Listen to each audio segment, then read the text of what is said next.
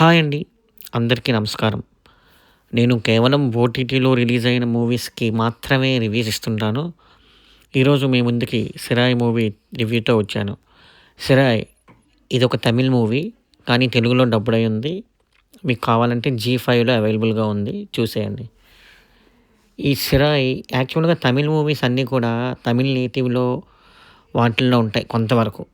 కానీ ఈ మూవీ మాత్రం తమిళ్ నేటివిటీ అనే కాకుండా తెలుగులో తెలుగు వాళ్ళకి కూడా నచ్చుతుందండి సినిమా. తెలుగులో డబ్బింగ్ కూడా చాలా బావుంది. యాక్చువల్‌గా మీకు పోలీస్ డిపార్ట్‌మెంట్ గురించి తెలిసినట్లయితే పోలీస్ డిపార్ట్‌మెంట్‌లో ఆర్మ్డ్ రిజర్వ్డ్ ఏఆర్ అని ఒక కేటగిరీ ఉంటుందండి. సివిల్, ఏపీఎస్‌పీ అలాగే ఏఆర్ అని ఒక కేటగిరీ ఉంటుంది. ఈ ఏఆర్ వాళ్ళు ఏం చేస్తారంటే లాంగ్ ఎస్కార్ట్స్‌కి లేకపోతే వేరే మినిస్టర్స్ వాటికి ఎస్కార్ట్స్‌కి వెళ్తూ ఉంటారు. అలాగే వితిన్ సిటీ పరిధిలో చాలా వరకు డ్యూటీస్ చేస్తుంటారండి. బందోబస్తులకి, అల్లర్లు జరుగుతున్న ఇలాంటి వాటన్నిటికి కూడా వీళ్ళనే పంపిస్తారు. అలాగే ఖైదీల్ని కూడా ఎవరికైతే హియరింగ్ ఉంటదో కోర్ట్‌లో ఆ ఖైదీల్ని జైలు నుంచి తెచ్చి మళ్ళీ కోర్ట్‌లో హాజరుపరిచి అలాగే మళ్ళీ వాళ్ళకి తీసుకెళ్తూ ఉంటారండి.